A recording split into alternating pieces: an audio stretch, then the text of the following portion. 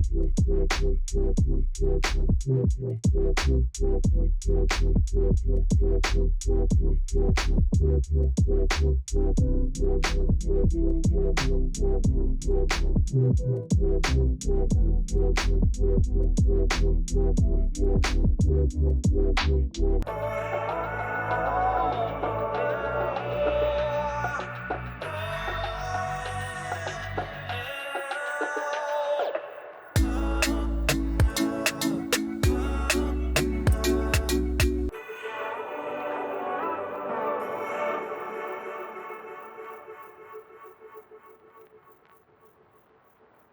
at how adorable it is.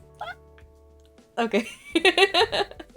So, I guess first off, hi YouTube friends, it's Trish here, and welcome to my little corner of the internet, where today I am doing take 2 of the wedding date for my Kisses Through My Ages series, where I break down rom-coms that I loved growing up and walk through the love story and rank the final kiss on a tier ranking list, which I've made.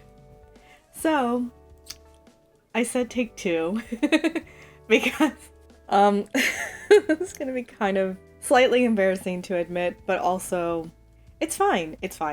I decided I would try to film on my DSLR camera because I just don't have the time to go out and take pretty pictures. I did some tests one day just to like figure out framing and like zoom thingies, and yes, one of those tests were blurry, and I was worried that I was gonna sit down to film and it was gonna be blurry and I wouldn't know until after I filmed the whole video. Now, if that were the only problem, I had a backup solution. I would have had the audio file, and so I just would have my audio over clips from the movie, and I have my little emoji characters that I've drawn. So anyway, I had this like whole idea because yes, it ended up being blurry. But it wasn't just blurry, it was only 20 minutes long, and I filmed for almost 2 hours.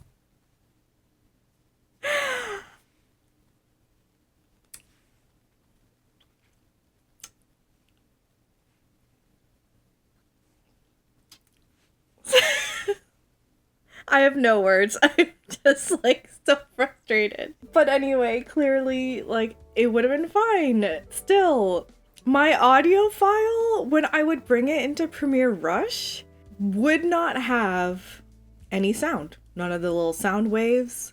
I'd play and I didn't hear anything. But when I just like clicked on the audio file, I could hear it just fine. And sure, this has happened to me once or twice before. It's just been a long time. So, I had to scrap it, obviously, because without the full video, nor the full audio file, I have no material to work with. So, I'm here again. I actually deleted a lot of things because I was just so beyond frustrated. So my 27 Dresses script is gone for my Kisses Through My Ages series because frankly I've found as I'm watching these movies now, things are not so black and white as I used to view it watching it as a like younger adult. Not all the parts completely formed, you know? So I couldn't help myself as I'm writing the script to add commentary here and there. At least in 27 Dresses, while watching that movie, I was like, you know, Jane is actually kind of a morally gray character. I had so many mixed emotions while I was writing that script, and even though this series started off not about breaking down the story so much, but when I got to the part where I was talking about the final kiss, I was realizing that, well, like the whole journey leading up to that final kiss is important. It feeds into the emotions of that final kiss, and so it's really hard to just kind of disregard the things that our characters go through in the whole movie. So yeah, I don't know, 27 Dresses was just so interesting, and maybe I'll revisit it later. But I have more of a handle on how I feel about it, I guess. But I found myself similarly a little conflicted as I was watching The Wedding Date, just realizing more things that I didn't really pick up too much on. Like, this movie came out when I was in high school. I don't think I saw it in high school. Regardless, it's interesting. It's all very interesting. And I can't help myself. Like, I am so infatuated and curious about human behavior, I guess.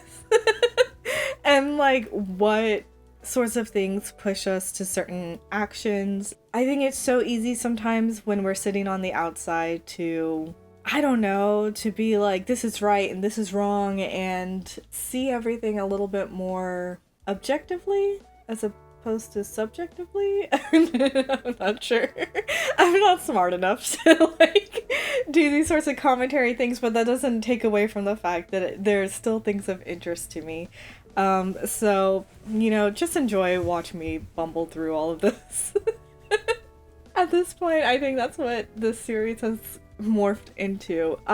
So anyway, this is going to be a little bit of an outlier and be kind of interesting just because I lost all the footage to when I was doing it the first time. Yeah, I'm not sure how I'm going to handle the ranking part of it all. We'll see when I get there. But for right now, let's get into the love story between Kat and Nick of The Wedding Date.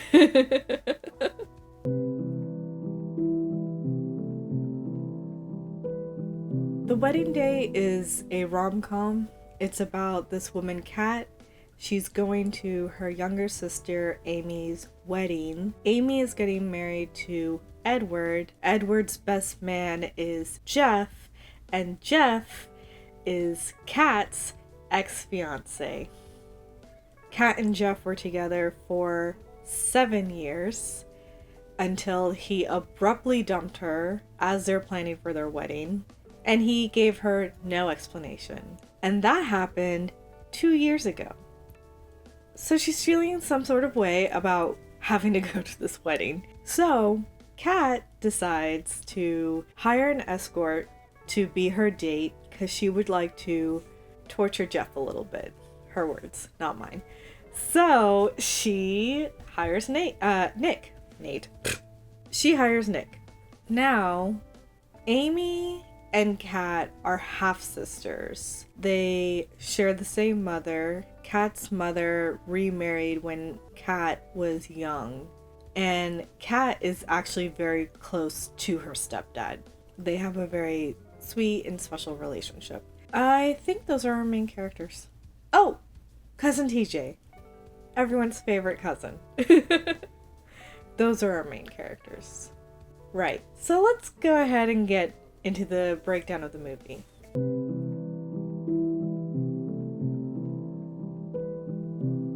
So as the movie is beginning, we're kind of realizing that Kat is very type A. She is on top of things in the sense that, like, she's a planner. Even though she is frantically running around her apartment and, like, final stages packing for her trip, it kind of leans more so because she's so stressed. She's coming off a little frazzled and just a tiny bit neurotic. Now on her flight, she's searching for a drink because she's just so beyond stressed out. And I totally get it. Because 2 years is a long time, but also a short time. After a 7-year relationship, and there was no explanation to why he was breaking up with her. So there's just this mystery that's always going to be there. I don't know. I get her. Anyway, she's prompted to turn around and see the total hunk that is Nick. So Nick is an escort by profession. He is also really good at what he does. He just is completely cool, calm, and collected. He's the total package. So as they greet each other and then sit down, Kat starts to kind of give the lowdown on her family a little bit. And Nick actually doesn't really feel like he's taking in the message she's trying to get across, which I found so interesting because I was like, with his profession being as it is, wouldn't you want to know all the details? Like, shouldn't there be a packet with photos and little descriptions of the people?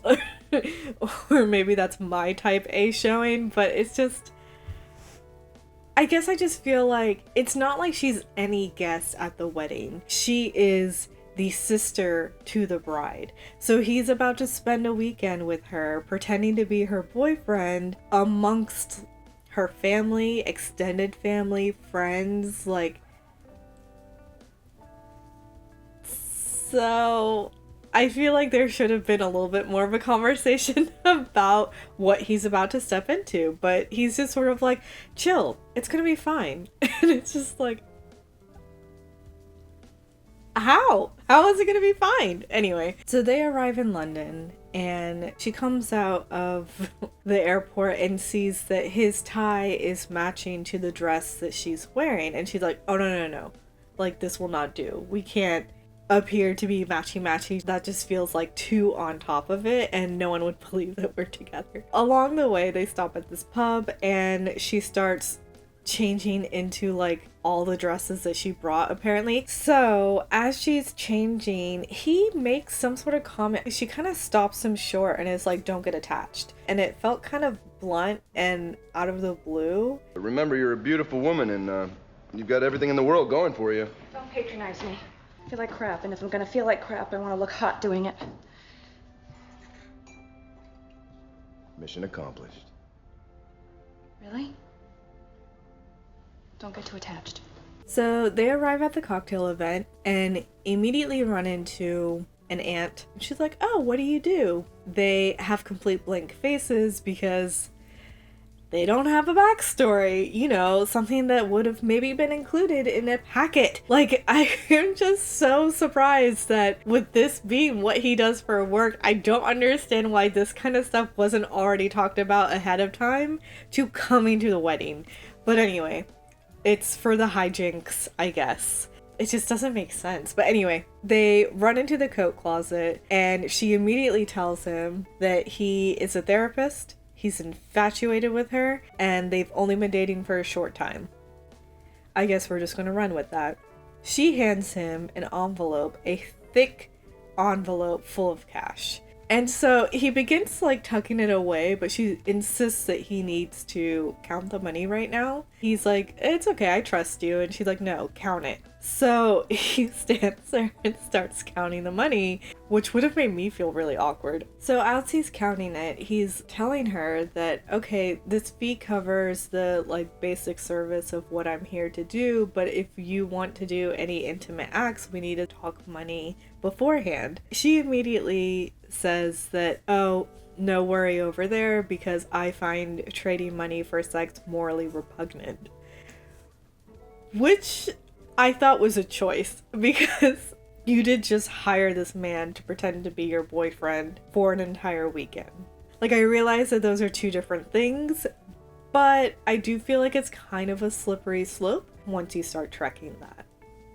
Also, why are we being judgy about sex work?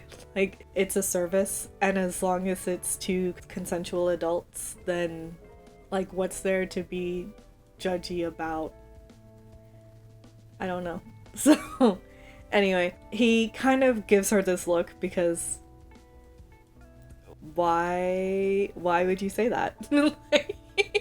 She immediately says no offense and says that she's sorry. So he tells her that, you know, if you just treat this as a business transaction, which it is, then you wouldn't feel the need to apologize all the time. And so she says sorry to that, sees his reaction, and says sorry to saying sorry. And he's like, it's also kind of annoying, which it is. I get it because I am an over sorry sayer as well, something I am working on. Trying to change sorries to thank yous instead, like being more appreciative as opposed to like saying sorry for existing. Anyway, they leave the coat closet and immediately run into her mother, who is already drunk. She like looks over at Nick, and Nick immediately is like, hey, I'm the new guy. Kat's looking at him kind of impressed that he made that seem so seamless. So as her mom is finishing up, Kat's stepdad is walking up to greet her, and we see her smile genuinely for the first time. She kind of melts into the hug with her dad. It's so sweet. But from this interaction and like the whole introductions of Nick to her parents, you can kind of tell that they had no idea, one, that he existed, and two, that he would be coming. I've been a maid of honor before, I've been a bridesmaid before, so I know a little bit into like the planning of weddings. If this had been my wedding and you just like up and showed up with someone that I did not account for, I would have a mild panic attack. You know, I would assure you that it's fine and it's okay and I'm so happy that you're here, and like I would be, but I would also be stressed out, like maxed out, stressed out. So this I found so incredible. Anyway, I was amazed. Amy rounds the corner and like prances over the cat and starts twirling her in a circle and is like so excited. She's getting married and she's asking who the hunk is, but she's just like prancing away before she even gets an answer. Kat is going to the bar to get a much needed drink. She's about to take a sip when she starts to hear like someone tapping on a mic, and she looks over and it's her mom, and she's just like, oh Jesus Christ, like who gave that woman a mic? And so you're just like, oh, this can't be good, like from Kat's reaction. And it is not good at all. Like her mom starts almost immediately going into talking about Kat, how Kat was kind of the favorite among the fellows growing up, which is like, if that isn't mortifying enough, she then goes into, yeah, we all thought we'd be marrying her off first, and you know, we got close, she almost got married 2 years ago. But that crashed and burned. And I was like, oh my God, like, why is she still talking? And so we like oddly get saved by Jeff, who immediately pounces on the piano and plays like a little riff or whatever to sort of poignantly guide the mother back on track to toast the happy couple who is Amy and Edward. So it's like, thank you, Jeff, but also fuck you, Jeff. But we'll get into that later. Like, I hate that man. So unfortunately, Jeff is waiting outside the restrooms for Kat to come out, and they do greet each other. He calls her by an apparent nickname, and when they hug, she does melt into the hug. And so I start getting a little confused, like, okay, you brought Nick to torture Jeff a little bit, and I was all gung-ho for that, but this is kind of looking like you miss him. And it's like annoying, but I also do get it. I feel like the emotions would be so mixed. Like, you just wouldn't really be able to tell how you feel about the situation, because here's a man that you love, someone you were going to get married to, and he just completely ended everything with no explanation. Like, that has to be so difficult to figure out your emotions about. But anyway, we're saved by TJ. She comes over, gives Kat a big hug, turns around and is like, hey asshole. And I was like, yes. Hello, arsehole. Listen, since you dumped my cousin brutally and without cause, you won't mind if I just steal her away, will you? Thanks. Thank you, ma'am, for your service. Okay, so Kat is rejoining with Nick at the bar, finally getting a drink, only for Amy to sort of like demand it of her. She asks Kat, oh my God, do you know what I love about all of this? And Kat says, because there's finally a reason for the world to revolve around you. And I was like, oh my God, like, how disparaging was the love that was dealt between these two growing up? And like, I was so confused because I didn't get the sense that Amy is not loved by her parents. So yeah, that happened. We're not given a lot of time to really delve into that because Ed comes up behind her and she's got this initial, oh, I forgot to mention earlier actually, that while their mom was giving the toast, Ed is holding Amy in front of him and he is like nuzzling her neck and leaning into her while everyone is toasting them. But she kind of felt oddly as if she wasn't as receptive. But over here, again, they're at this bar and Ed comes up behind her. Her first immediate reaction is sort of like, it's awkward. I don't really know how to describe it. But then he does swoop in for a kiss and they do start making out. A heavy, intense makeout. And Kat is looking on and she kind of looks, I don't know, like she almost kind of looked sad in a way. But like Nick starts trying to place his hand and like cuddle Kat because obviously there's this like giant open display of affection happening right in front of them, and they are so awkward about like finding placements, and I was like, oh my god, give it up, YouTube. Like this is giving it away so much more that you guys are not a couple than the matching tie ever would have. Okay, well after that, Nick seemingly escapes to the terrace where we see Jeff. Nick doesn't realize that this is the ex-fiance, so he honestly just strikes up a conversation with someone who kind of looks like they need a listening ear, maybe. This is how Jeff ends up finding out that Nick is a therapist, which he immediately scoffs at, and Nick is like, what? Jeff goes on to say, you Americans and your therapy, and it's just a whole load of touchy-feely stuff, and it's unnatural to spill your guts to a total stranger. And so he turns around as if he's about to rejoin the party, and we see in his line of sight, there's Kat and Amy at the bar. So he turns around looking sick and immediately proceeds to spill his guts to a total stranger. He starts off saying that there's this girl that he's realized that he loves, but it turns out she's here with some other guy. And out waltzes Kat, who just slings her arm around Nick, pulls him in, and kisses him. Jeff is standing there like, hi, Kat. Kat. Hey, Kat. Like a couple of times before she pulls away, and she's like, oh, hi, Jeff. And you're just like, okay. She immediately turns to Nick and is like, I see you've met my ex. So there's like a look of understanding on Nick's face, and then he's like, oh, I was just telling him the story about how we met. And then her and Nick are looking at each other like,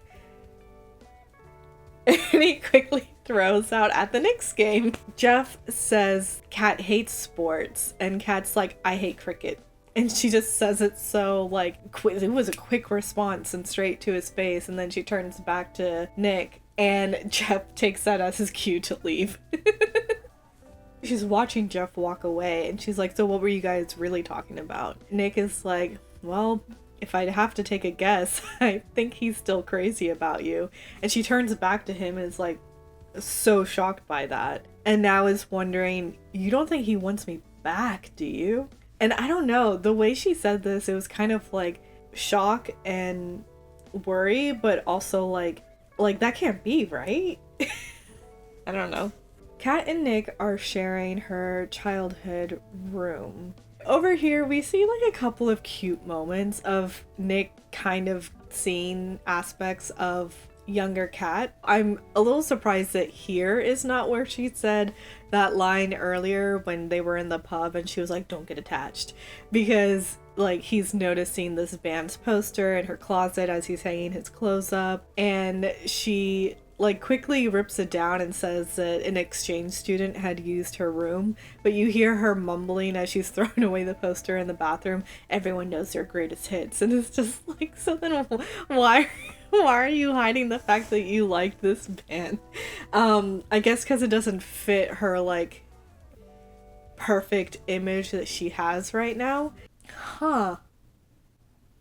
So maybe she has always been about image.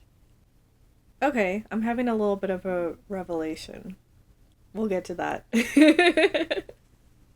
Anyway, cute moments between them. So right now she's unpacking her suitcase and he notices the torn pages from a magazine of this interview that he had done. But he had not put his name, so he's like, how'd you know that that was me? And she says that she knows someone at the magazine. And he's like, huh, okay. And catches her sort of staring at him as he's undressing. She looks away quickly and he's like, oh, it's okay, you can look like it's part of the package.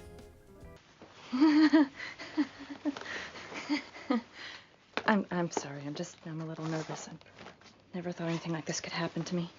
This happened to you? Happen in the sense that I picked up the phone, tracked you down, flew you over here, and gave you $6,000 out of my 401k.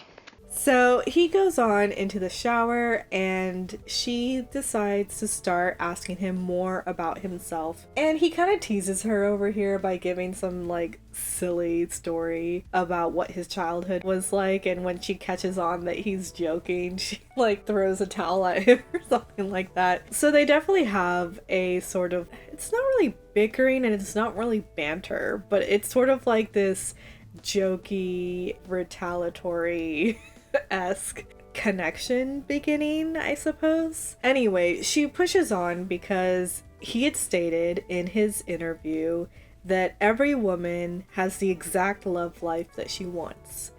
And she's like, do you actually believe that? Like, do you think I want to be single and miserable? He tells her, yes.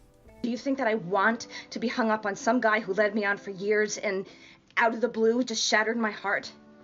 Well, first of all, there's no such thing as out of the blue. And second of all, yeah. What? When you're ready to let go, to be unsingle and unmiserable, you will.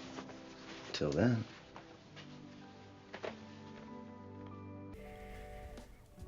And I kind of get what he's saying. I think it could be said a little bit more empathetically. Because I don't feel like you have the exact love life that you want.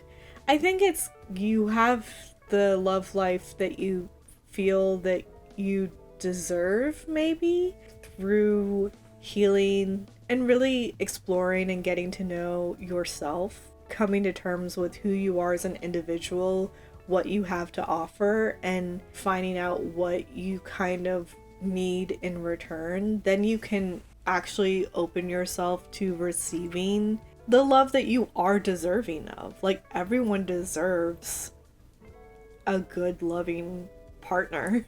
I feel like you can't really get there to accepting that until you almost do feel worthy of it, even though you are worthy of it. But I think some of us require some work internally to fully accept that. I don't think that's what the movie was going for, but I don't know, because in her case it's different, right? She was with this man for 7 years and then he just dumped her, say nothing. So how do you heal from that? And sure, like, the concept of closure is an interesting thing. Like, we would all want that in our relationships as they come to a close, but we don't always get it. And so you have to find your own form of coming to terms with the ending of something. But again, it has only been 2 years.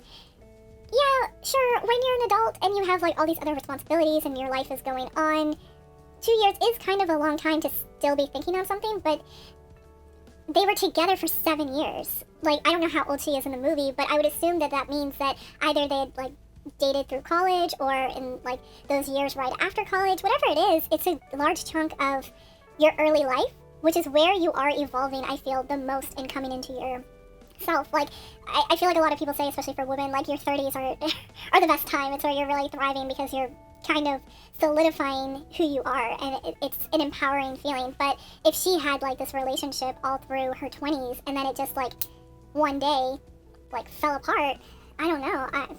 Basically, I think it's fine for her to still have mixed emotions about seeing Jeff. So when Nick is telling her that when you're ready to get over him, then you will, it's like, yeah, I guess so. It's just she's not ready yet. Like, she is still processing that breakup, essentially. So anyway, moving on. So that evening, as they're getting ready for bed, she's asking Nick about the conversation he had with Jeff, like to elaborate a bit more. And Nick says that, well, he sounded tormented. And she's like, tormented how? And he doesn't really give her an answer. He like pretends to go to sleep. And so she's continuing to talk out loud, sort of, and is wondering, like, all this so far just hasn't turned out the way that she thought it was going to. He's a lot more mature than she expected. And then we get this amazing jump cut to Jeff, like, yelling like an angsty teenager as they're playing baseball. And you're just like, mature? Okay. So they're all playing baseball, and it's actually super cute to watch. Like, Jeff is the only one who's taking this serious. Kat starts to suggestively drink her water, letting it, like, splash down her neck. And, you know, wanting Jeff to notice, and he does. And he kind of chuckles at her.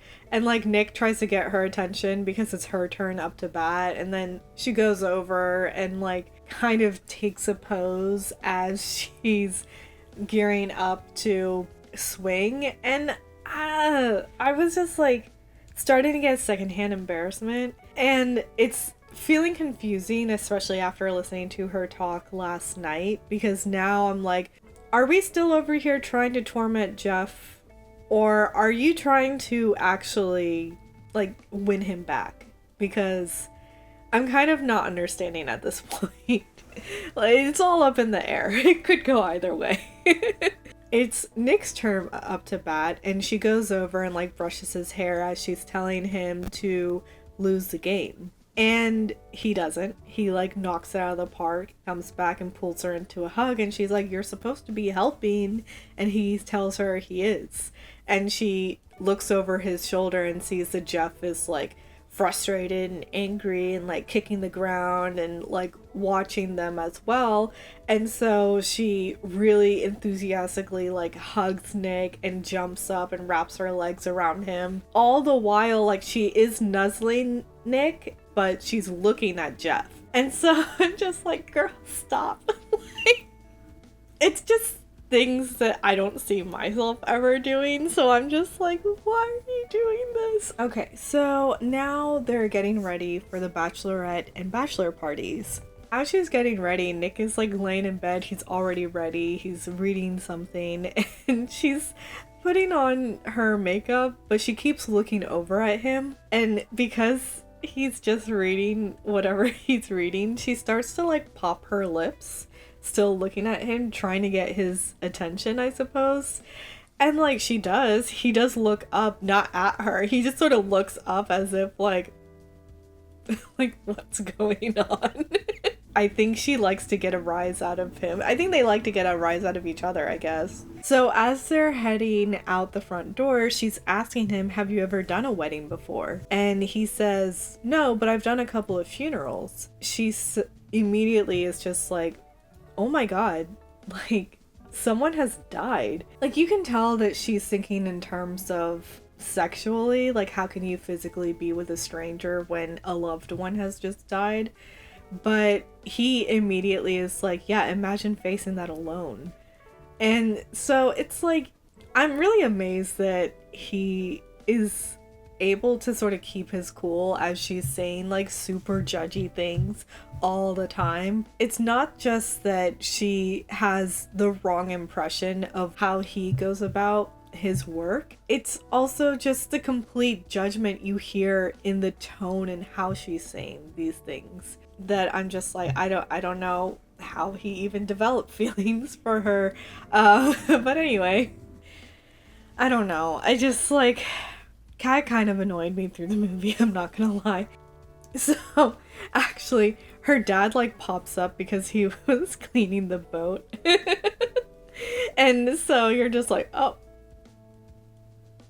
did we just get caught? So as Nick is driving Kat to the bachelorette party, she's asking more pointed questions and wondering, has he ever fallen for a client? And he tries to evade the question by saying that, oh, I can't talk about my clients. And then she's quick to be like, well, how many of them wanted to sleep with you? And he is telling her it's not about the sex, it's about knowing what a person needs. And she is not understanding, and so she's like, okay, show me. So he does.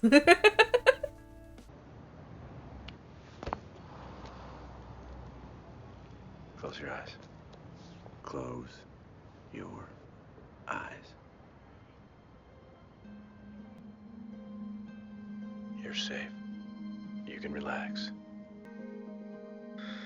He's gonna be so sorry he lost you.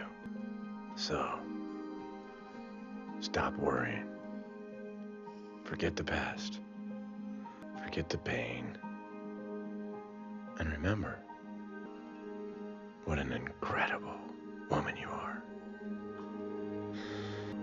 You do that, and he'll realize what he lost. Holy crap. You're worth every penny.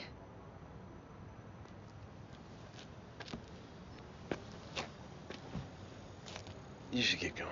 Mm-hmm. I don't think Nick is as unaffected as he is trying to come off to be. Take another look.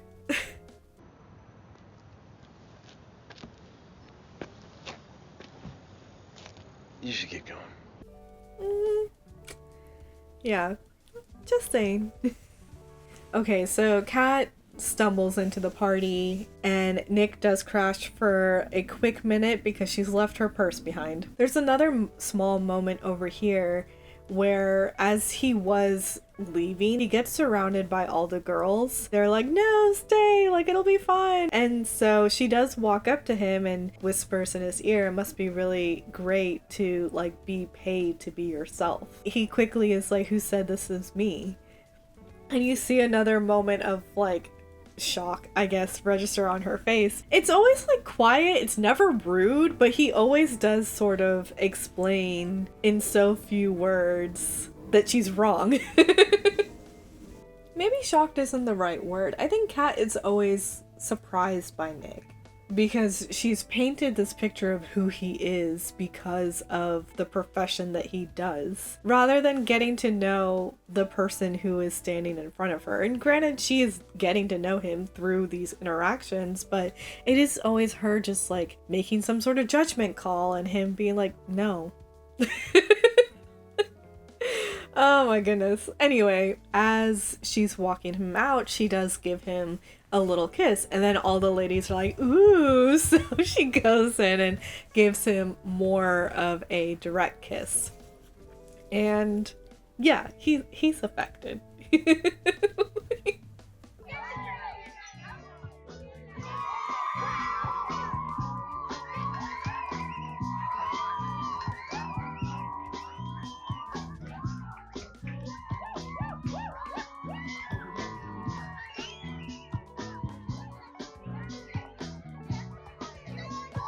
Now we see him at the bachelor party, and Jeff is talking to Ed, and he's just like, there's just something about this guy that I don't like. And Ed immediately is like, oh, you're jealous. And Jeff insists that he's not jealous. There's just something about Nick that is rubbing him the wrong way. Like, he just doesn't like him. And he's like, look at him now. He's going around all American as if he owns the place. And I was like, good sir, you are a Brit. Like, I do believe you are the pot. Okay. Amy and Kat have this moment. And we know that Kat was one of the hottest because she was voted best eyes and brightest smile and the most likely to age well. You're my half-sister, but I whole love you.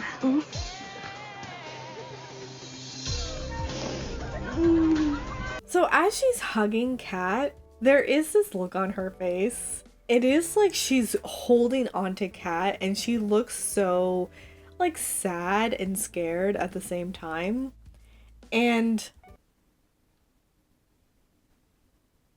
you're seeing little moments and they are starting to add up. And a picture is beginning to form, but we'll get to that. Anyway, Kat is asking for another shot for Amy, and as they're waiting, she notices that Amy looks to be on the verge of tears. And Kat's like, oh my goodness, like, what's wrong? And Amy is saying that she can't do this. And we're like, can't do what? And she's just like, I shouldn't be allowed to get married. Which is such an interesting, like, thing to say in that particular way. And so Kat is like, what do you mean? Amy sort of stills as she's looking at Kat, realizing what I guess she is going on to say. And she just snaps right out of it. I don't know, like, what happened. I don't know if she recognized who she was talking to and what she was about to go on to say, that she, like, diverted, or if her drunk self just, like, forgot like what they were just talking about, and she just, like, jumped right back into party girl mode. I'm not entirely sure what happened there, but it was interesting, and it was adding more pieces to the puzzle. Okay, so as the evening commences, everyone is getting proper sloshed. Like, Kat and the girls go out on the town, having a grand old time. Kat stops by an ATM and is withdrawing a whole load of cash. And Nick is walking a very drunk Ed home. We hear Ed just sort of being like, what is up with Jeff? How could he even think that I would sleep with a stripper? I'm getting married this weekend. And, like, it's such a quick moment in the movie, and we don't see it, that I didn't really catch on that, oh my god, Jeff was pushing him onto a stripper. Like, when I was younger, I was probably like, oh, boys will be boys. But no, it is just like, Jeff is supposed to be his friend. What the fuck? There's ulterior motives afoot, but we'll get to that. It is a very sweet moment of bonding between Nick and Ed, though. It's been my experience that a man in love doesn't want a prostitute. Eddie, you did the right thing. How do you know so much about so much? I'm a hooker. I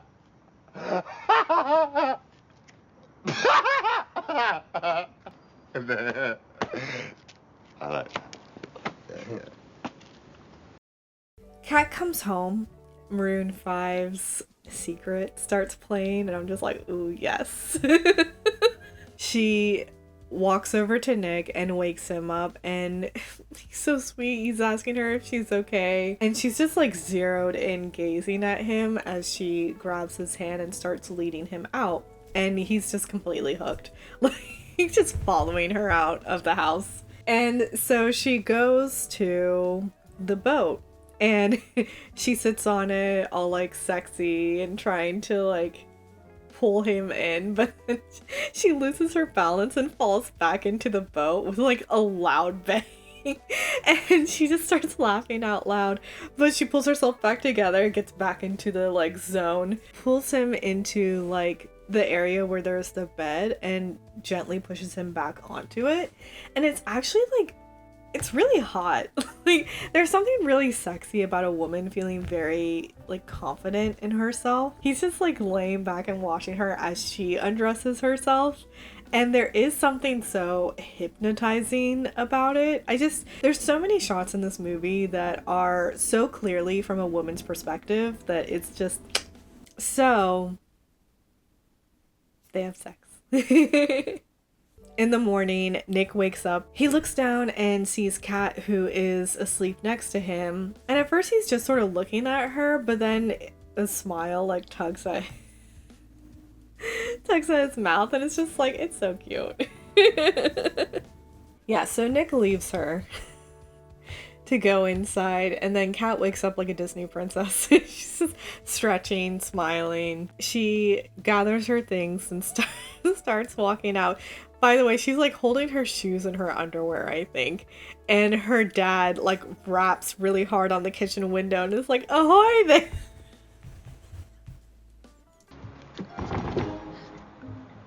Ahoy there! Hi, Dad.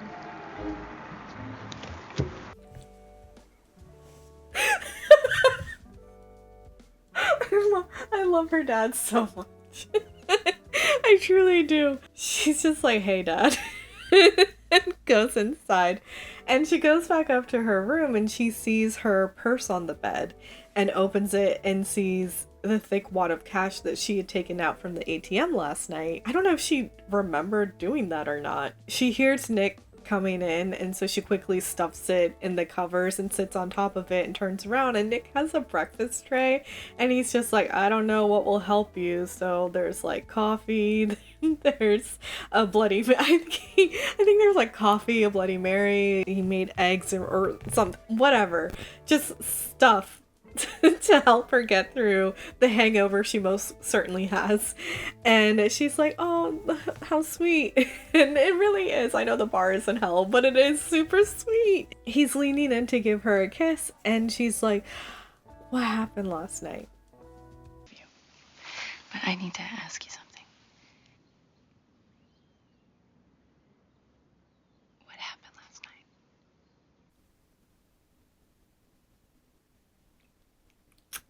I feel so bad for him. He kind of looks like just shocked and then like hurt because she doesn't remember. And the way she's asking, she kind of seems like scared. Not scared, worried.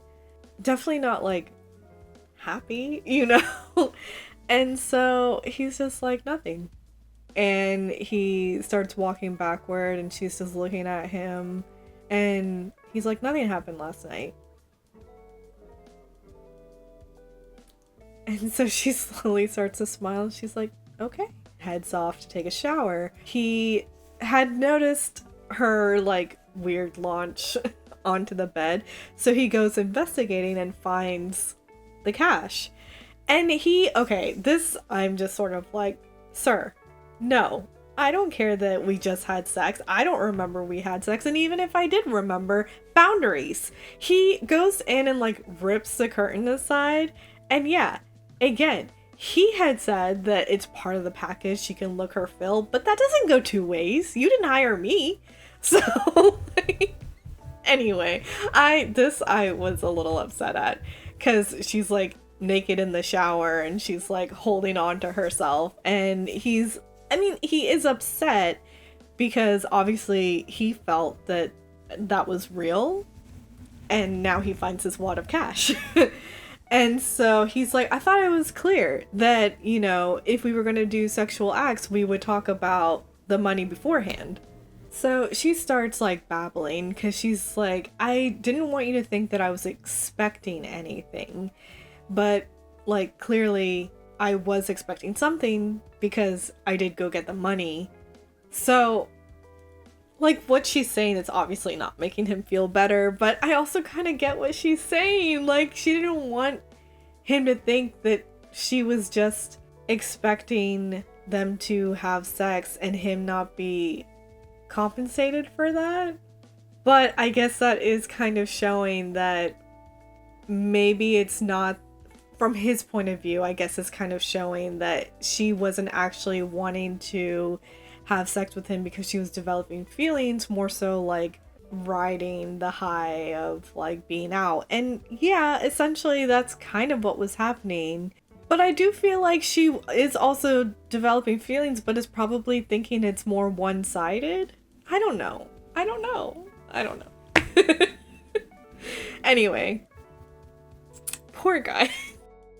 The thing is, I don't think the cat truly allows herself to believe that Nick is reciprocating feelings that she may be growing herself. And also because of the profession that he's in, feelings are not supposed to be part of that situation. And so I think there is also a part of her that like just doesn't want to even go there with herself and her own feelings, because it's like that would just end up being messy. So it's so much easier for her to just treat this as like casual fun so that hopefully no one's feelings get hurt. You know? I don't know. Then again, she was drunk when she pulled out the money. So maybe it was just for the fun of it. Anyway, carry on. So anyway, he lets her know that she's short $300, which starts to piss her off because she's like, what do you mean a night of sex is $1,700? And he clarifies it's 1,700 pounds. And the 300 is for, you know. So this actually I am still confused by. If anyone can explain this to me. Because she's like, probably like me, thinking he means for her to climax is an extra 300.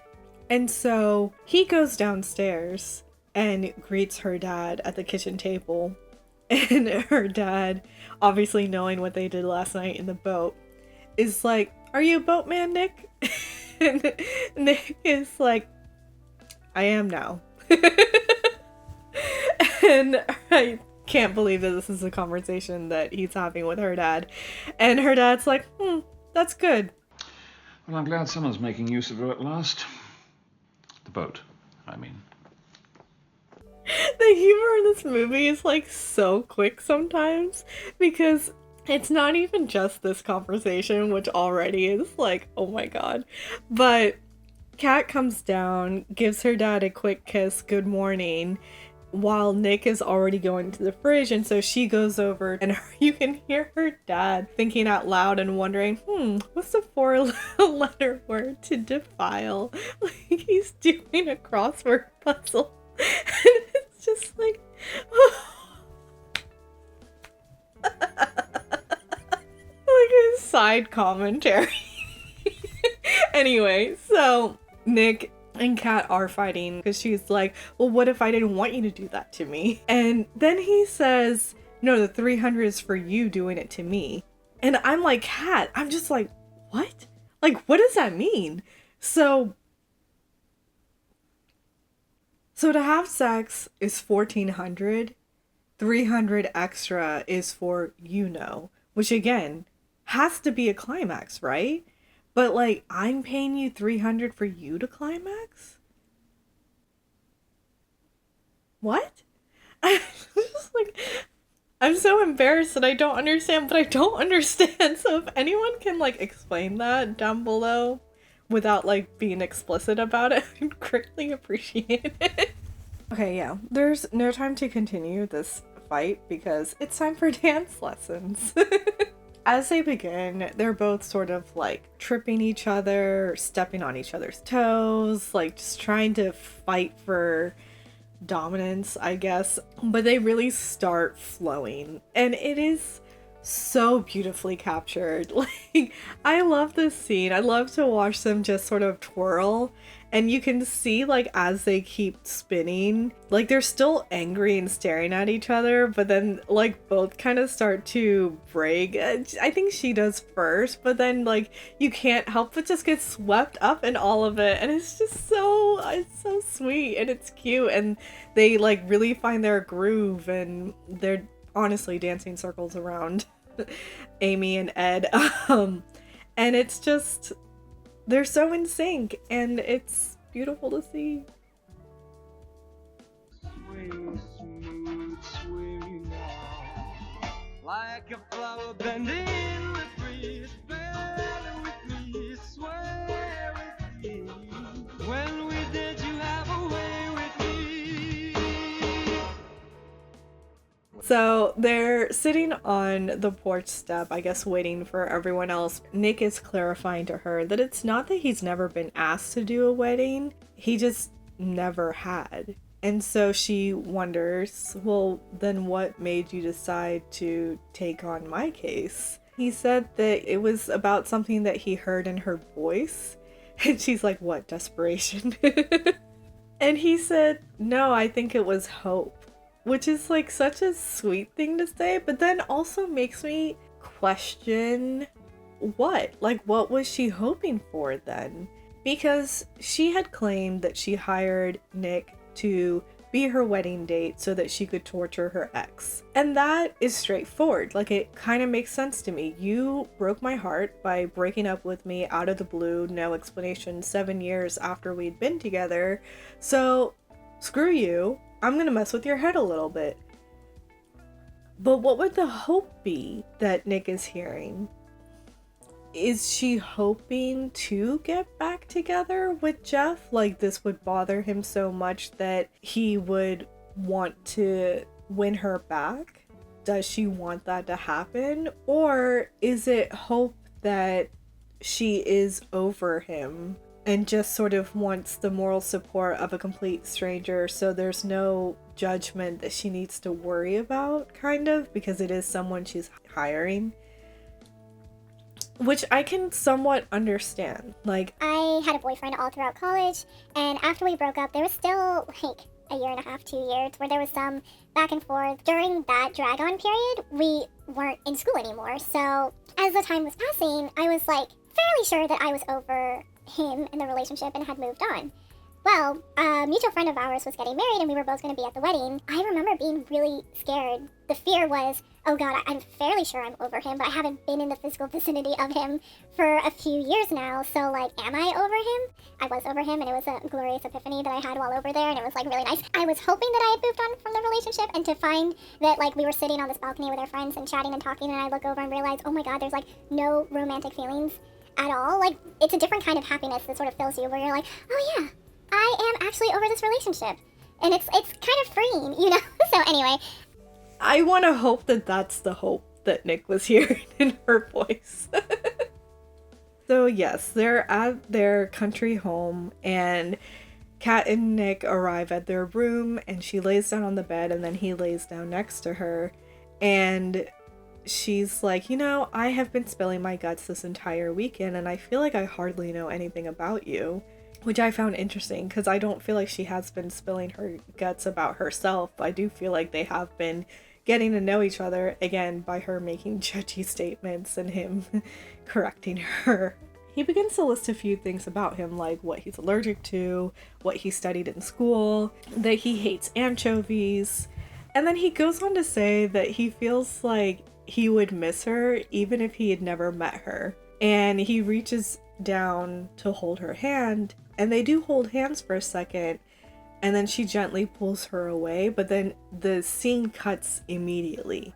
So it's such a quick movement at the end over there that, I don't know, like, it's kind of sad. You can tell that she's sort of scared, I think, to fall for him, or to believe that he's falling for her.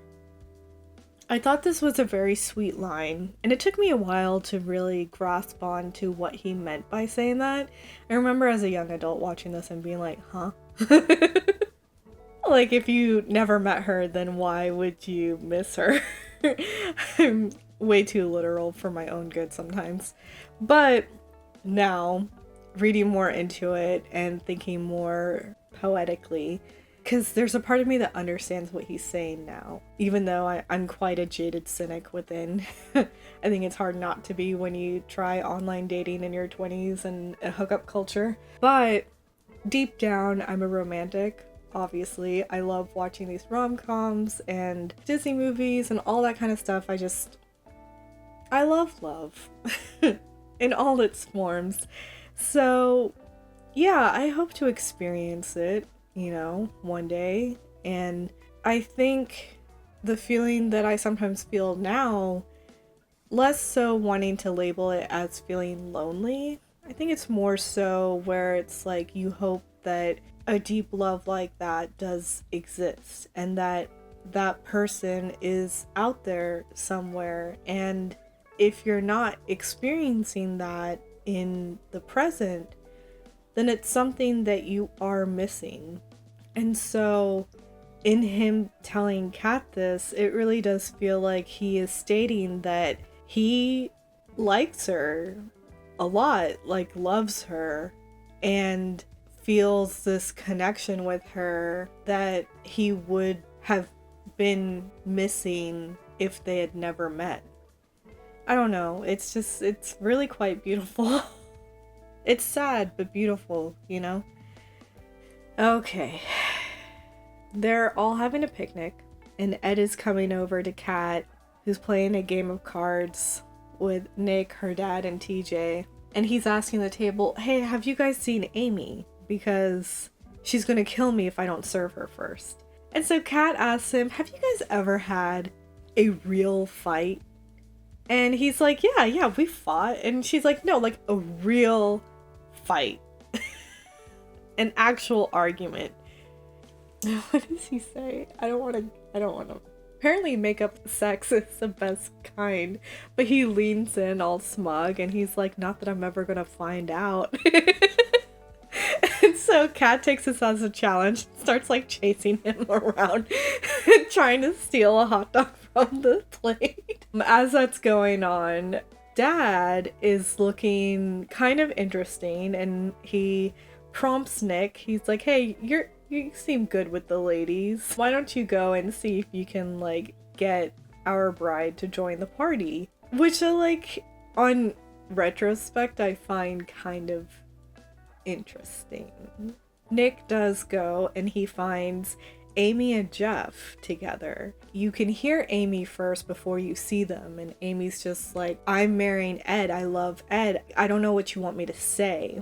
And then we see that Nick is like gripping her wrists and they're both pretty close to each other, and he's beginning to say like, I want you to tell me, but then he notices that Nick has walked into the room, and so he lets go and just like says something about like what to wear tomorrow or something like that, and leaves and goes to Kat, and Kat is with her mom. And he's like, hey, can I speak with you? And her mom like lays into him. So I'll just put that clip in because I would not do it justice. Could I have a word? Only take a moment. Well, let me think. You stole 7 years of her life with your bullshit and your charm, and now you'd like just a moment? Sure. Go right ahead. Kat lucked out with both of her parents. They're fantastic. But anyway, so Jeff is pulling Kat aside, and we also see Nick with Amy.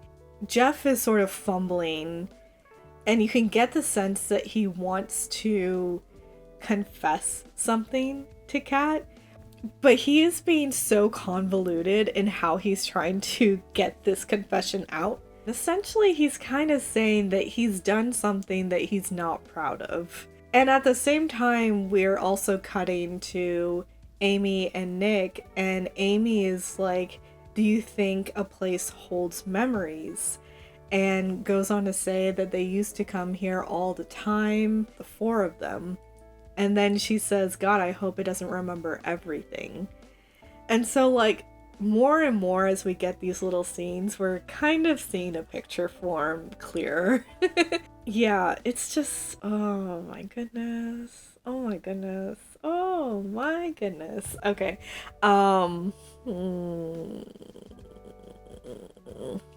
So Jeff is still like failing royally at confessing to Kat, and Kat is only really like, she is trying to pay attention, but she like cannot follow what he's getting at. And then she notices Nick off to the side. Jeff is like, you're not even listening. And Kat says sorry to him and just like rushes over to Nick because Nick kind of looks like something is up. And so she reaches out and she's like, hey, are you okay? And he looks at her. He had seen that she was with Jeff, but I mean, clearly by how she's concerned about him, she doesn't know anything. And so Nick just tells her, yeah, everything is fine. And he grabs her hand and they start walking towards the party, and then he pauses and like pulls her hand, kisses her palm, and it's so like gentle and sweet. And like Kat does look a little confused, but when he kisses her palm, she smiles and they like continue on walking. And I get it. I do, like, he's processing. Anyway, we'll get there. But it's all amping up, and it's just like, oh my god. Okay, so it's the rehearsal dinner, and for some reason they're all talking about Kat and Amy's tense relationship. Her mom is like, she's like, I blame Tony peed his pants for why my girls just cannot get along with each other. And so she talks about how Kat and Amy used to be thick as thieves until one day Tony walked Kat home. Tony was Kat's first boyfriend, but suddenly one day, and Amy says this like kind of posturing a little bit, where she's like, well, one day he wanted to play with me. And we kind of see Jeff like disgruntled as she's saying that. She's like, anyway, by the end of it, Tony ended up with a chair in his face and had to get 15 stitches. And I was like, I would have liked the middle of that story. Like, how did things escalate to that point? 15 as a kid? Like 15 stitches? What happened? But we never hear the whole story, and Nick is like, oh, is that when he peed his pants? And everyone sort of stills, and they're like, no? And so Nick's like, so what's up with the nickname? And like, everyone is silent because no one knows where the nickname came from. I don't know. I thought that was really funny, actually. So, yeah. I mean, I guess it's just another instance of showing that Kat... I don't know what it shows. Like, sure, Kat got attention from the guys, but it sounds like Amy did just as well. I mean, she kind of was taking Kat's guys, or seemingly that's what it looked like. And granted, I am... I don't know how to think about Amy, because I feel like Amy acts as if she didn't get love, but you don't get the sense that her parents don't love her. She was always, in the beginning of the movie, sort of talking about how it's finally a time for the world to revolve around her. And like with the mom during the toast talking about how Kat was so popular with the fellas and all of this kind of stuff. It's just like, okay, but Kat was never trying to do anything like putting her sister down. I never got information like that. So I kind of wonder, like, Kat's stepdad is Amy's biological dad. At least that's what is appearing to me from the movie. So because Dad and Kat have such a close relationship, not saying he doesn't love Amy, just there's clearly a, like, almost like Mr. Bennett with Elizabeth. Like, he had all these daughters and he loved all his daughters, but Elizabeth was like his favorite. Is that what Amy might be feeling insecure about? So maybe it's not that she likes these guys that Kat has, but maybe once those guys start showing interest in her, there is a validation feeling from that, and then she mistakenly thinks that she likes these guys and then sort of steals Kat's guy. I don't know. Okay, moving on. So everyone's laughing and Kat decides to go get some more wine. And so she gets up to leave, and Jeff, seeing her leaving, gets up to follow her. And Nick, seeing Jeff following her, gets up, grabs some of the empty bottles, and also follows suit. So we hear Kat and Jeff in the wine cellar, and again, he's like trying to start to tell her something, and she can kind of sense that he is saying sorry. And at this point she's like, you know what, it's fine, really, truly, like, I'm over it and it's okay, I promise. Like, because frankly, I'm sick of you and I. And I was just like, yay, like, good for Kat. She finally got to a point. I mean, Granted, it was in this, like, while she was falling for someone else, but, you know, sometimes it happens that way. But she kind of got to the point where she was like, yeah, our connection was in the past, and it's over. I kind of wish we saw a little bit of her healing from that, and I guess we kind of did because it's how she's getting to know Nick. I guess I wish it wasn't framed as she's falling for someone else and so she can just let go of someone who has occupied her mind for so much. At least to the point where she was so stressed out about coming to this wedding. Yeah, I don't know. But Nick had overheard that part and was like, okay, yeah, she's good. And he leaves, which made me also happy because he doesn't need to white knight her or anything like that. Like, he was like, okay, she's handling it. So Kat is like, all right, you know, let's go rejoin the party. But then Jeff just blurts it out. I slept with your sister.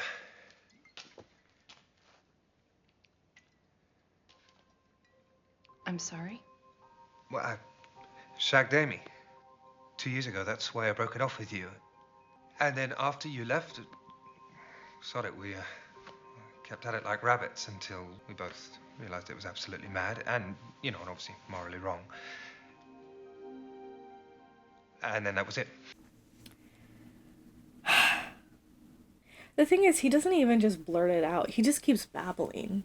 And the more he's talking, the more he is just pissing me off because he has absolutely no regard for Kat's feelings as he's like telling her not only did he have an affair, he slept with her sister. And instead, just like towards the end is like, I mean, obviously it's morally wrong, and like gestured towards her as if like, oh yeah, and you were involved in all of that and that wasn't cool. And it's just like, obviously it was morally wrong. Like, I was getting like so pissed off. So as if that wasn't all like completely bad enough, he goes on to say that when Ed proposed to Amy at Christmas last year, that's when he realized that he loved her. So it's like not just they were having sex repeatedly and having this like affair together, that they did end so that Amy and Ed could date, and seemingly they weren't physical with each other while Ed and her were dating. So it's like, it's not like that was being fostered, like that connection in any kind of way. So I am a little surprised that he's just like, oh, all of a sudden she wasn't available at all anymore. And then I was like, oh, I must love her.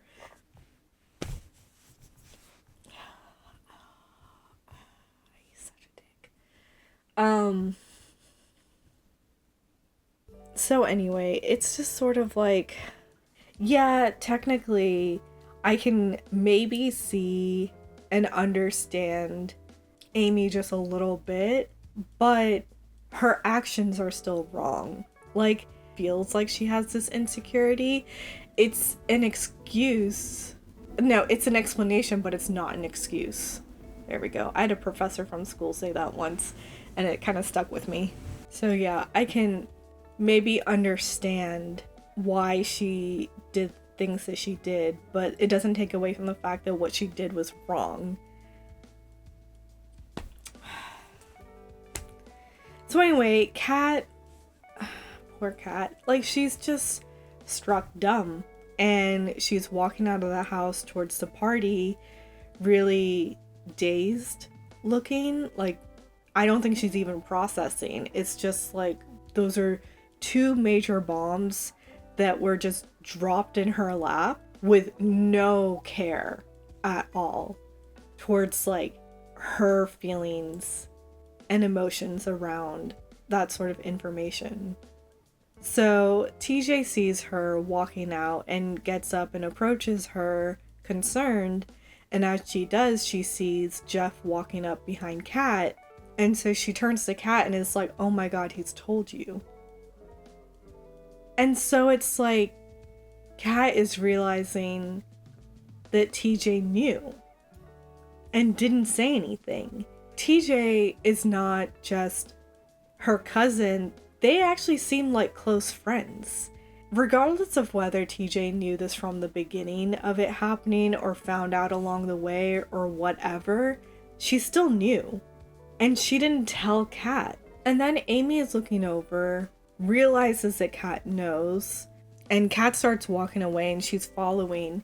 And she's like, Kat, please, just stay quiet, don't say anything. And it's like, what the fuck? Like, again, absolutely no regard for Kat's feelings in all of this. And it's so crazy. And Amy goes to grab Kat's arm and Kat like pulls her arm out of her hands and is turning towards her, but Nick is coming up and immediately like engulfs her and she melts into that hug. And then Amy says, I can't believe you told her. So of course Kat is realizing that Nick knows as well. And she pulls out of the embrace and is stepping backwards and seeing everyone standing there who has known about this affair and didn't tell her. And like the thunder starts rolling ahead and she's just like looking completely lost. And she turns around and just starts running away and Nick follows after her. And then like Ed is walking up and leans into Jeff and is like, hey, what's going on? And check the motherfucker. Oh. Jeff is like, now is not the time for you to catch on. And like jokingly punches him in the chest. And I'm just like, oh my god, I just want to knock you upside your head so bad. Like, where's the frying pan? So anyway, I just like the nerve that everyone has of like knowing what happened to these two people and they're the only two people that don't know. And again, this is something that's happening to them. And it's just like, how...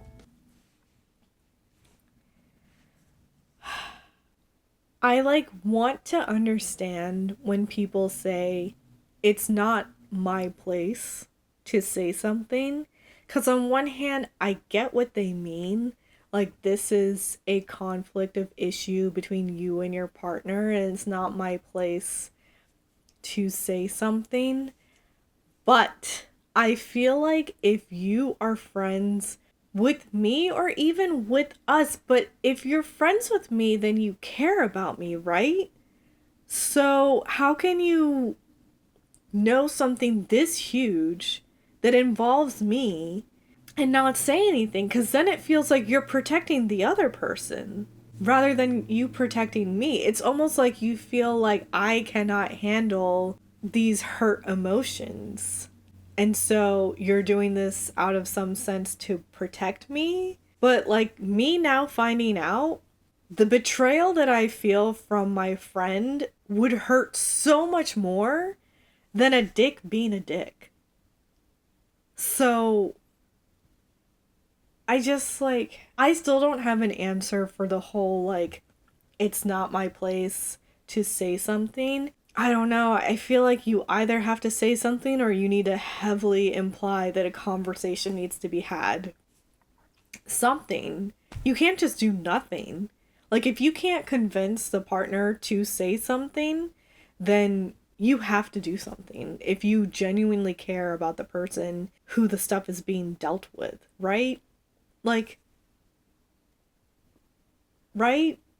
I don't know. So, moving on. Okay, I'm not going to break down their confrontation scene. I'm just going to put it in. How could you not have told me? What did you expect me to say? You let me make a fool of myself. You lied to me. But I guess I really shouldn't be surprised because that's what you do. That's who you are. You're a liar. You're judging me? Oh, that's a good one. You're gonna stand there and point a finger at me. The guy that you hired to pretend to be your boyfriend. You're right. You're right. I was so desperate to make everyone believe that I was happy that I paid $6,000 for a lie. And at the end of the day, the only one who ended up falling for it was me. I wish I could say it was worth it. Go ahead, Kat. Hate me. You know, I think you're running out of steam on this whole Jeffrey thing anyhow. So maybe now you'll be able to hold on to this long enough to ruin your next relationship.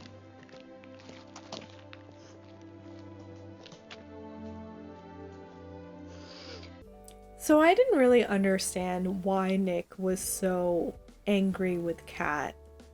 Like, she just had her world broken, and she's hurt right now. And it's like, I'm trying to understand from his point of view. Like, I get it. Her saying basically that, oh, I shouldn't have expected more from you because that's what you are, a liar, because of his job and what he does. And like, yeah, having your his character has sort of been attacked by her continuously throughout the movie, that now it really is like he does love her. He essentially confessed that to her already. So it is going to hurt so much more that someone that you have grown to really care about thinks that way about you. But it's like, she doesn't think that way about you. She's just lashing out because she's hurt right now. And like, you also being mad at her just sort of sucks. But I know that's so easy for me to say, like, removed from the whole situation. Like, I'm not really in it.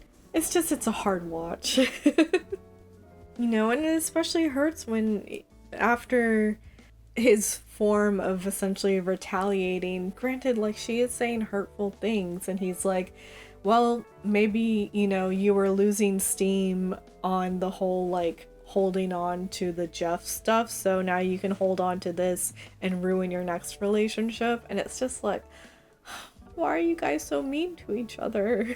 Especially right now, like, like, Kat has just found out something horribly insane. I just hate it. Nick is leaving in the night and he's telling Ed, it's okay, I'm just gonna go to a hotel. And Ed's like, dude, it's late. So throws him some keys and is like, actually the boathouse is empty. And I'm wondering, like, how many places does this family own? There's like, they have their London home, they have this country home, and now there's a boathouse too that seems separate from the country home because Nick still has to drive there. So it is just sort of like, wow, like, what do her parents do? Anyway, so Kat is drying her hair and Amy comes in and she is like, she wants to thank Kat for not saying anything because she wants to tell Ed it's just not the night before the wedding, that, you know, with these things, timing is everything. And I'm just like, it's so rich for her to be telling Kat this after the day that Kat has had. But, you know, Kat doesn't let her get away, essentially. She turns around and she's like, yeah, you're right. You should time it. Actually, I'm not going to even try to re-say it because it was just done so perfectly. So I'm going to let the scene play. You're right. You should really time it right, so that when he hears that you repeatedly screwed his best friend, he won't feel like the whole world is collapsing around him and there's no escape because you tricked him into marrying you. Kat, and don't worry. Your wedding will be perfect. Tomorrow I'll smile and say all the right things and you'll deal with Ed when you're ready. But right now, tonight, I'm not going to pretend it's okay. She's not wrong. Okay, so this next, like, section of the movie is so much back and forth and jumping from all these sorts of things that start to feel like I'm getting whiplash. But essentially, it's the day of the wedding. Kat and her mom are getting their hair done. She's insisting to her mom that she's fine, everything is good, but her mom is sensing that things are not okay. And I'm wondering, do the parents know? Because, again, remember at the picnic, I was like, the dad has an interesting look on his face as he's telling Nick to go get Amy. So I feel like, if anything, dad has to know, right? You know, everyone's acting a little weird. Amy and Jeff are off somewhere. I don't know. I'm just like, I feel like Dad knows. But I'm not sure if Mom knows. They continue getting ready for the wedding. Nick appears to be driving off to catch a flight out of there. Kat is just sitting looking miserable. And Amy is calling Ed to have a conversation before they get married. Again, this is like pinging between everyone. So you really only get little snippets and it just all forms the full picture. It's just all happening simultaneously. But like Dad is talking to Kat on the staircase and brings up that, you know, there's this quote that he read about how every woman has the exact love life that she wants. And so it's like, okay, Dad does know that Nick is an escort. But he continues on to tell Kat that I just don't believe that this is the love life that you want. And he talks about how ever since she was little, she's always been so honed in on appearance, which I found interesting because I was like, really? I didn't get the sense that she was like that. Like, yes, in this instance, she's hired Nick to pretend to be her boyfriend because she didn't want to show up at this wedding alone. But it felt so situational to like what had happened to her.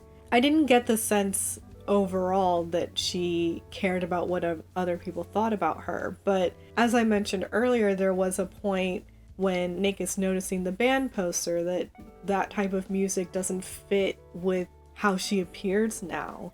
And so she like rips it down and claims it wasn't her poster. And so I'm like, oh, maybe she actually does care about her image. But anyway, through the conversation, he's basically getting her to realize she does love Nick. And so what's more important then to her? He flat out asks her, like, is Nick the guy for you? And she slowly starts to nod her head and smile.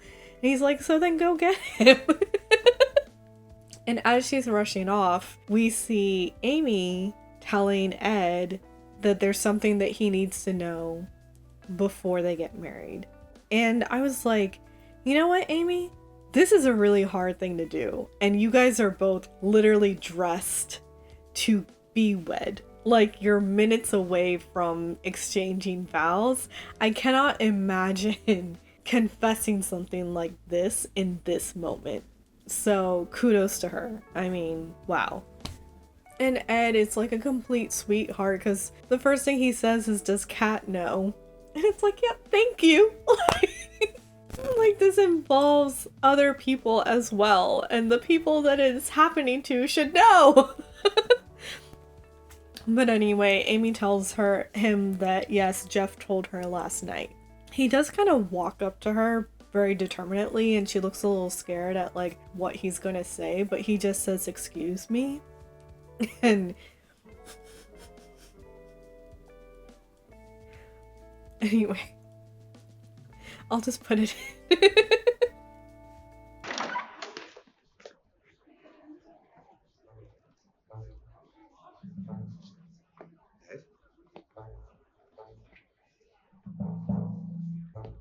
Ed.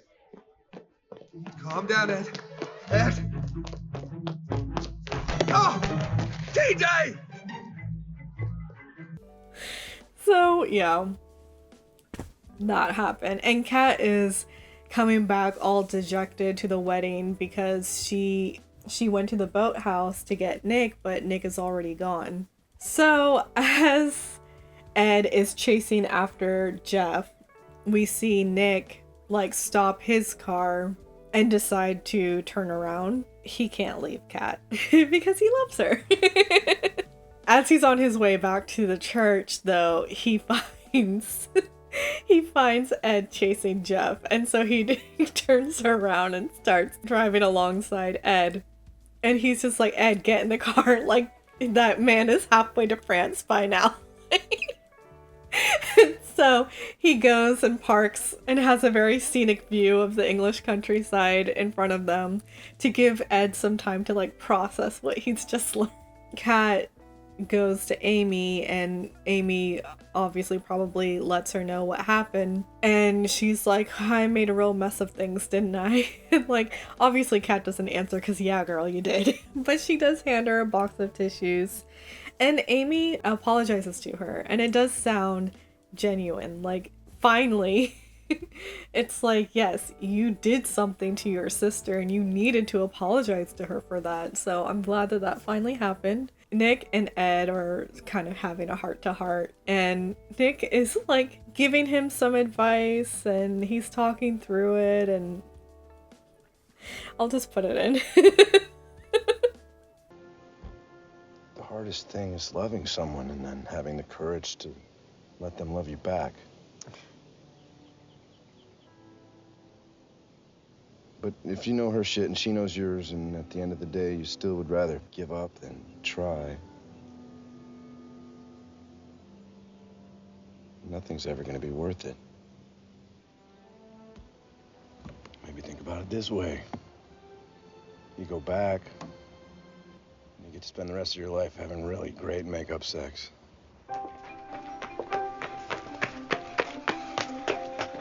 Yeah, Nick knows exactly what to say to get Ed back to the church. No, good for them. So Ed is rushing back into the church. Kat was like pacing outside, and Nick comes up behind her, and she turns around, and they have the confession moment. And it's really just so... it's so sweet. It is. It's sweet, but it's also like... he tells her that when they were fighting earlier, he thought that they were over.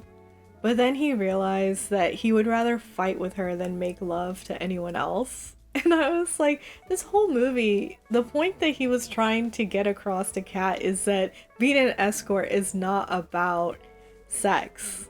Like, at least the way Nick goes about his career, he really hones in on what a person needs and provides that to the best of his ability in those moments. So I was a little like annoyed by this line, but I also get it. It just flows nice and it makes sense for what was going on. And anyway, they have their kiss. Yeah, I'll rewatch the kiss scene after I finish up this movie to talk about why I placed it where I placed it in the ranking. So moving on from the kiss, which is very sweet. Nick is like, I gotta go. Kat, for some reason, thinks he's still deciding to leave. And he's like, no, I have to go in the church. I'm the best man. So they're walking down the aisle, and she's like fixing his tie as they're walking down. They're like winking and making eyes at each other across the way as Amy and Ed are getting married in between them, and it is super cute. It jumps to like Kat giving a toast to the happy couple.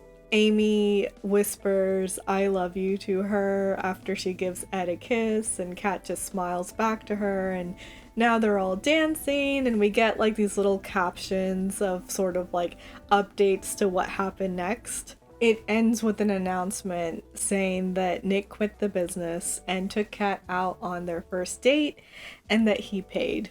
And this was also another thing where I was like, why did they have to add that bit? Like, she had hired him to be his escort. It's not that he wasn't ever... That's a different thing than them going on a date. So of course he's gonna... Not that he has to, but anyway, I was just like, ugh, early 2000s, I guess. I don't know. Oh, it actually ends with a caption of, oh my god. It's a stupid Jeff one, honestly, and frankly, he pisses me off, so I don't want to end with that. It's just Jeff being Jeff. So, that was The Wedding Date. It was a good movie. And again, as I'm sitting here talking about it, I'm like realizing things about it, which I thought not that I thought I understood, because it was things I still questioned, and there are still like a couple of little things that I question where I'm like, what? That wasn't a thing. Overall, it's a great movie, and I like the way that you kind of like pick up on the story as the movie is going along on like what happened. So you are in Kat's position kind of.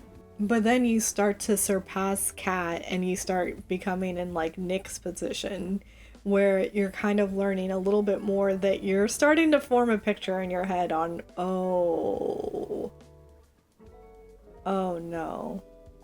So, but anyway, let's move on to ranking the kiss.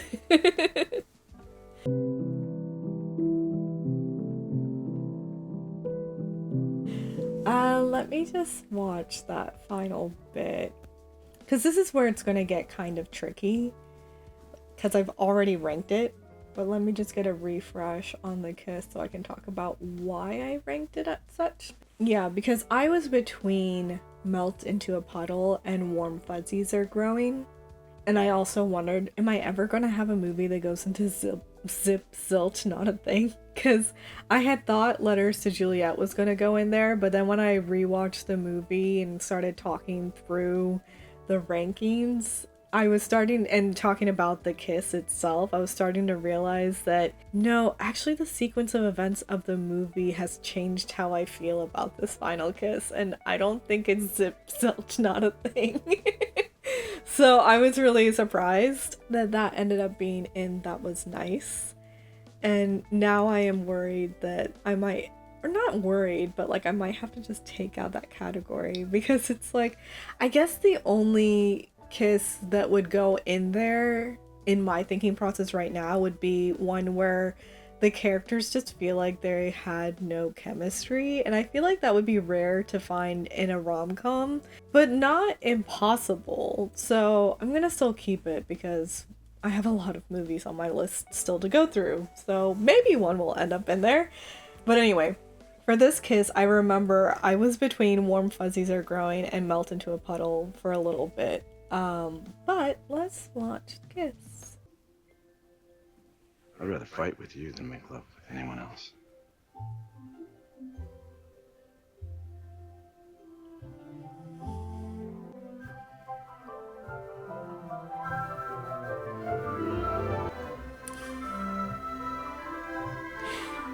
I'm such a sap. Okay, so the thing about this kiss that I do really like is it is that typical rom-com kiss. The music swelling, the camera movement. I have to. I'm the best man. They are so cute. Okay, so the thing about this kiss is it is a very typical what you think of with a rom-com kiss, with the like music swelling and the camera sort of panning, like not just in one area but almost like circular. This time it just goes from one side to another. They do like come together. It's a kiss that you would think that would happen at an altar in front of everyone, the first married kiss, where it's like you come together and you kind of hold for a bit and then you start like really moving into it. But it's even just the buildup of it. Like he does walk up to her, but the wind is blowing, so he pushes her hair to the side and then like leans in for the kiss kind of slow, and it's just sweet, you know? But it's still very sure and confident. I struggled between Melt into a Puddle and Warm Fuzzies Are Growing because they both kind of feel like they could fit. I think in a sense for her, there is a melting into something that innately she has. She has a sort of like a closing of her eyes and a letting go of a breath that feels very like melty. I then sort of really, not dissecting the kiss, but kind of like breaking it down, where again he does sort of brush her hair across and she like closes her eyes for a moment there and just sort of takes that movement in, and then looks at him as he's like coming closer, and then they kiss, and as they're kissing he like reaches up and cradles her face, you know, and like holding on to her neck, and it's comforting, you know. I would think that you'd feel so safe and secure in this connection. It was that tipped me over into feeling more so that the kiss falls under Warm Fuzzies Are Growing. Like that glow of just like, I don't know, like secureness, safety, settling in, just feeling so sure in like her coming off of connections that were so unstable, you know, or even their connection up until this point with the whole push and pull through everything. They themselves have been on like rocky ground through all of this. So this sort of like glow of happiness that would come from like feeling confident in their connection together. Yeah. I feel that the kiss falls under warm fuzzies are growing, but let me know if you feel differently. Yeah. Now let me like check. I'm pretty sure that's where I ended up putting it. Yep, I put it under warm fuzzies are growing. Okay, good. I came to the same conclusion. I just needed to double check. But anyway, that was Kat and Nick's love story in The Wedding Date.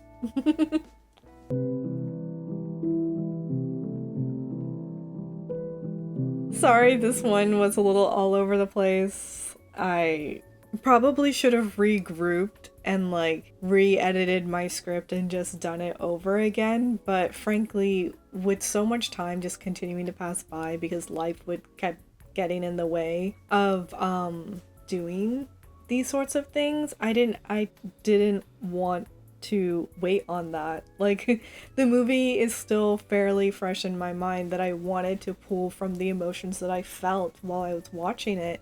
Yeah.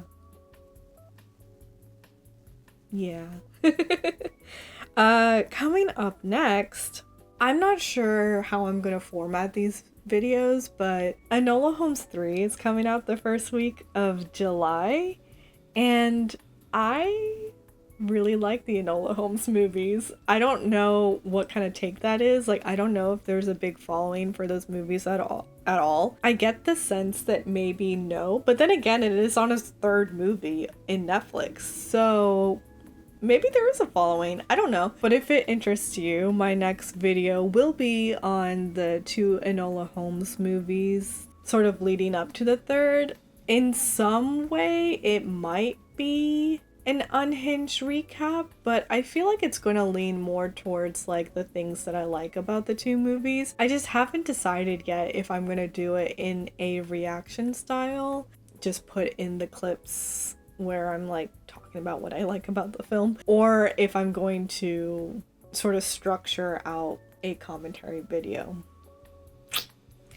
And ideally I want to do the 2 movies in one video, since I have such a problem with getting to work on content for my channel so I can get to it before the movie comes out. But I don't know, today is May 22nd. Maybe I could split it up into 2. Especially if it's the reaction style, I'll need to split it into 2 because, oh my god, like, editing down reactions that are not just one episode and it's like a full film takes a long time. But granted, I would want to focus more so on the things that I like about the film and maybe the scenes that I like the most, as opposed to the actual plot of the movie. So I don't know. I really don't. But if that's something that interests you, do please come back and watch. Yeah. Thank you for putting up with my very sporadic scheduling as of late. I really appreciate the few that do come back to see my videos. Like, I appreciate you guys so much. If this is a first that you're seeing on my here channel, I have this series, which is the Kisses Through My Ages series, which is slow going, but there's also like reactions to shows and movies that I really like or are new and out and I'm interested in. It's kind of what's happening here, I think. I don't know. It's ever evolving. It's just whatever I feel like doing at this point. And I hope that that's something that you find interesting and that you will come back. So, yeah, that's about it for today. Okay. Toodles. Oh my goodness. I have to pee so bad.